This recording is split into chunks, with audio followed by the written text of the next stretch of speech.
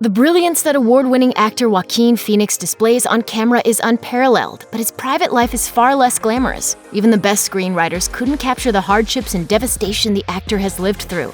This is his tragic real-life story. Think what you think about me. Hate me or like me, just don't misunderstand me. After spending his formative years in a cult along with his family, details reported Joaquin's parents struggled to provide for their 5 children once they left the sect and moved to LA.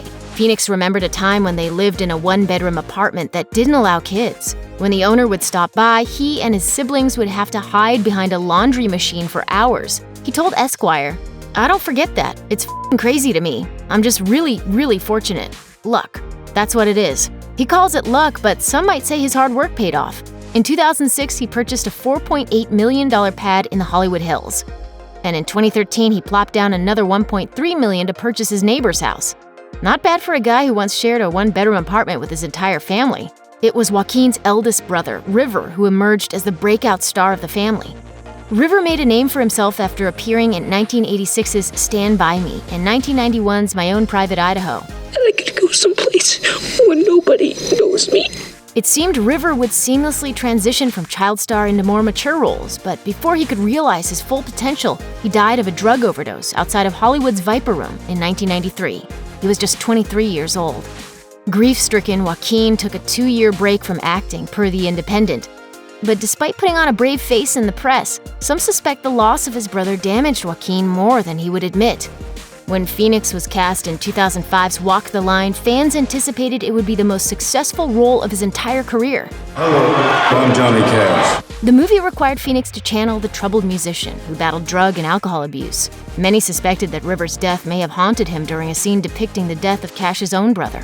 But Phoenix denied reports of an on-set meltdown, telling Newsweek, "You know, the press has kind of imposed upon me the title of mourning brother and all this shit that's just not there. I don't need to pull from my experience for a character." But there were other signs pointing to a downward spiral. What's with the black? Looks like you're going to a funeral. Maybe I am. It wasn't until after shooting Wrapped that Phoenix realized he had a problem. He told Time Out magazine, "It was then that I became aware of my drinking. I was leaning on alcohol to make me feel okay." He checked into a rehab facility in 2005 and following his stay, began attending Alcoholics Anonymous meetings. According to the New York Times, he later called the network the best thing I ever did. I can't write. I can't breathe. I couldn't remember the reason for living. And when I did, it wasn't convincing. With a decades-long career in the film and television industry, you'd think Phoenix would be as cool as a cucumber in front of the cameras. But he told Interview magazine that he suffers from incredible anxiety, claiming, "They have to put pads in my armpits because I sweat so much. For the first 3 weeks of shooting, I'm just sweating. It's pure anxiety, and I love it." Phoenix has starred in some incredible films, including Gladiator, The Master, and Two Lovers. He even snagged a 2006 Golden Globe for Walk the Line and a 2017 Cannes Film Festival Best Actor Award for You Were Never Really Here. His reputation as a critically acclaimed actor is well-deserved, but there's one person who's not exactly a fan of his work, and that's Phoenix himself. You said, "I hate the last movie I do so much that I feel that my next job is going to right a lot of wrongs." I think I did say that. Phoenix told the New York Times, "I don't watch myself. I can be really affected by things like, do I look good? Do I look bad? I want it to be what I'm feeling as opposed to something outside the experience. Being a superstar who's surrounded by fame, fans, and the media sounds like a life to be envied, but looks can be deceiving." Phoenix has talked about the dangers of being in the spotlight and just how isolating a career as an actor can truly be.